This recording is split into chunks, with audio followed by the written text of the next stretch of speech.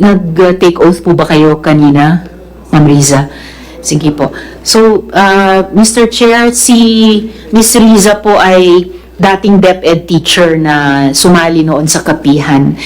So, Ma'am Riza, nag-aaral ba yung mga bata na nasa kapihan?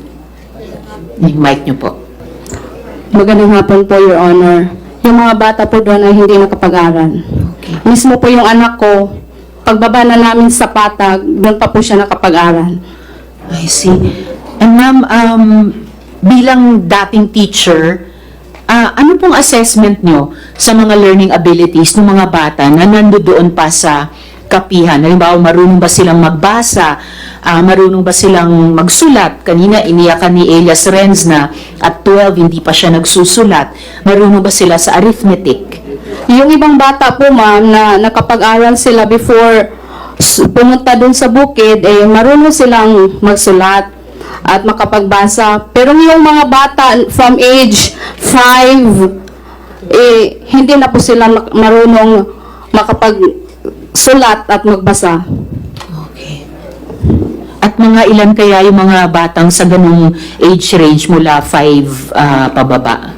Marami po, ma'am, dahil nakabarak sila yung age 5 above, nasa 200 plus yata sila doon. Wow. So mga at least 200 ang hindi ngayon nakatatanggap ng pagtuturo tungkol sa 3 Rs.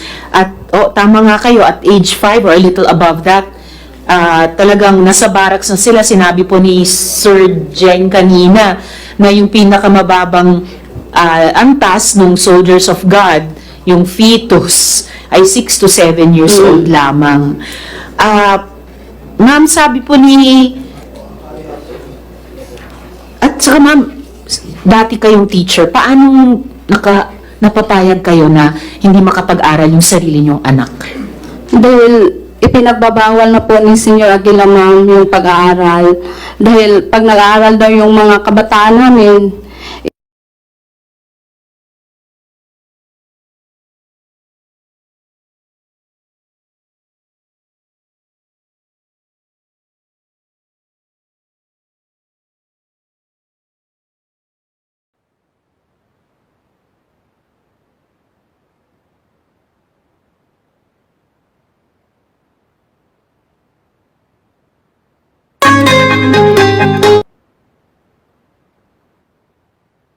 Hindi pinag-aaral yung mga bata para hindi lumabag sa kanyang mga utos. At pag lumabag, pinarurusahan. opo, ma'am. Yes, Mr. Chair. Senator Risa, if I may, short interjection lang. Meron kang affidavit dito. Sinabi mo, he was able, referring to Haring Aguila, Yes po, sir. he was able to change and comfort and contort his voice into different person. Yes po, sir. Anong different person? Yung una po, sir, yung cousin ko, nagkasakit siya, dinala sa hospital, at biglang dumating din po si Jeren Skelario. Oh. Pagdating niya po doon sa hospital, ipabago-bago po yung boses niya. May nagsasalita siya ng pangbabae, matandang babae, may nagkatsila, at may matandang lalaki, at yung boses niya ngayon. You confirm that, Jerez, kaya mong magboses babae, boses katsila? Sampol. Sampol. Ha? Kaya? Sige. Kaya? Hindi po yan totoo. Ha? Hindi po yan totoo. Hindi totoo. Opo. Sige, thank you. Tapos, during our meeting, he shouted, "Let the bird, kiahaw." Kiahaw na bird, kind of bird. Let the bird sing.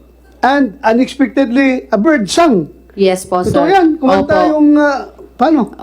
May boses po ng ibon Oh. na biglang tumunog. Huh?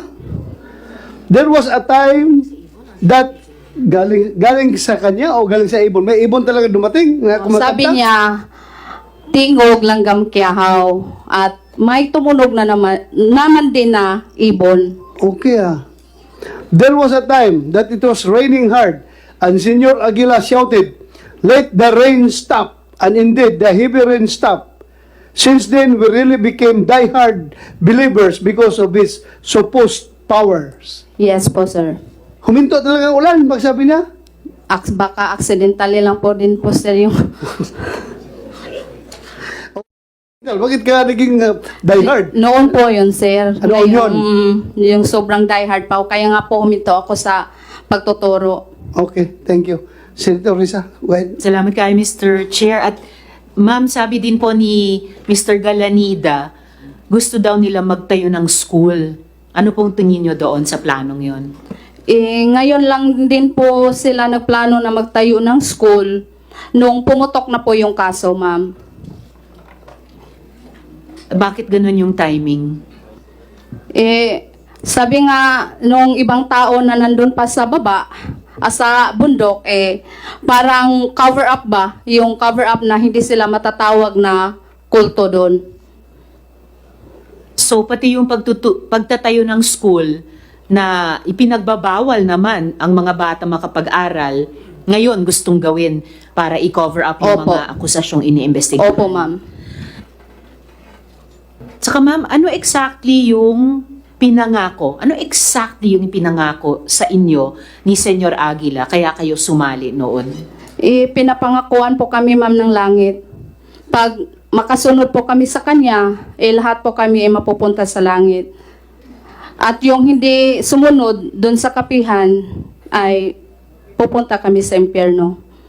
Balita po namin, explicitly sinabi ni Senyor Aguila ang mga government employees hindi mapupunta sa langit. Opo, ma'am. Talagang napatingin kami sa isa't isa lahat dito na nagtatrabaho sa Senado. So, bakit po kayo nakumbinse noon na sumama? Dahil po sa mga insidenteng Opo. binasa ni Chair sa affidavit nyo. Opo, ma'am.